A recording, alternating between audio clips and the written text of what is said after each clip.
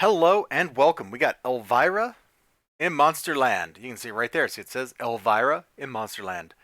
It's a pretty funny book. You got, oh gosh, make sure I get his name right.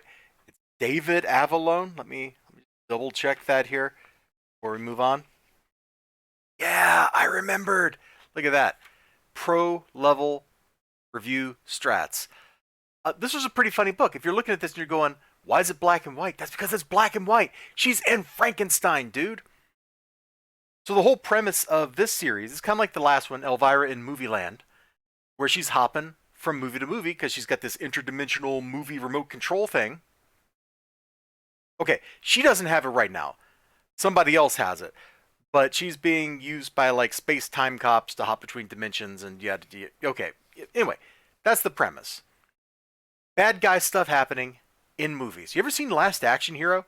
Remember the plan that the villain had where he's like, I'm just going to go in movies and get the villains out, bring them to the real world, and I'll have my own evil army.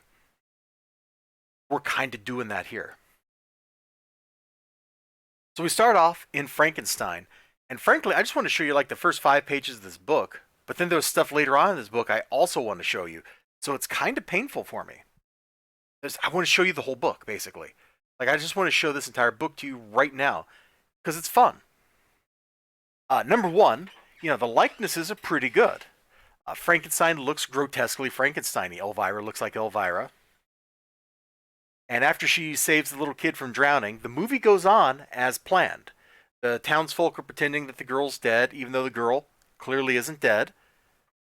The dude looks pretty right. Like, I'd have to go watch the movie again to see how close the face was. But he's wearing the right kind of clothes and all that. You got all the people in the movie doing the stuff that they're supposed to be doing. They're getting ready for a wedding. They're getting ready for Henry Frankenstein's wedding. Remember, in the original Frankenstein movie, he's not Victor Frankenstein. He's Henry Frankenstein. Why? Nobody knows. So they're getting ready for that. I think his likeness is probably pretty good, and so's hers. They're nailing it, man. All this work on people's faces, it looks right. I love the expressiveness that, man, I'm getting ahead of myself. My tongue is twisting. I want to say so much stuff to you, and I'm just falling over my words because I'm excited. Her expressiveness is great. Like every little panel, she's just like nailing it. She's got like some great look going on. They've got great looks going on too. Like this is like surprise and dismay. Like, what the bleep is this crazy lady talking about? It's right there. You can see it on their faces. And she's here to stop. You ready? An advertisement for Red Sonja books. Look, Dynamite has approximately 7,000 Red Sonja books coming out every month. Try to collect them all, you will go bankrupt. Don't do it, not even once. But she's trying to stop Vlad the Impaler, who is the one going from movie to movie, grabbing people. Last issue, he was grabbing Dracula. So he's got Bela Lugosi hanging out with him. And that's actually a plot point in this because he's got the vampire hypnosis that Bela Lugosi has, and he's using it.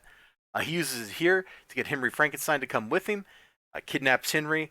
Then we get like some fun bits here that kind of decompresses stuff, which is kind of weird because even in the middle of all this, there's still some jokes. Lad has learned new skill. Learned from movie man Dracula. Can teach an old Drac new tricks.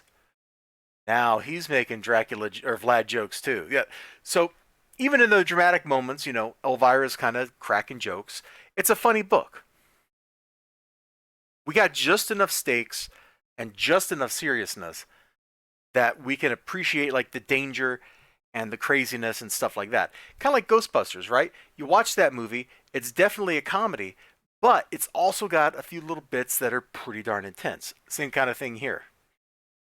Also, I really appreciate the blue glow on his armor right there. I think that's really dope in the black and white world. It turned out super great.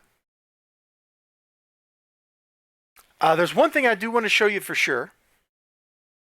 And, oh, you know what? Let's show this too. Like, I like this panel where they're getting ready to have tea and the monster's talking and all that because they've broken character at this point. The movie's over. It's derailed thoroughly. But later on, let me see. Where's that great shot of Dr. Pretorius? Oh, it's right here. It's at the bottom of this page.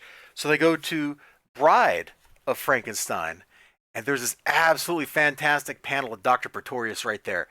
It looks just like the actor. It's too good. It's too good.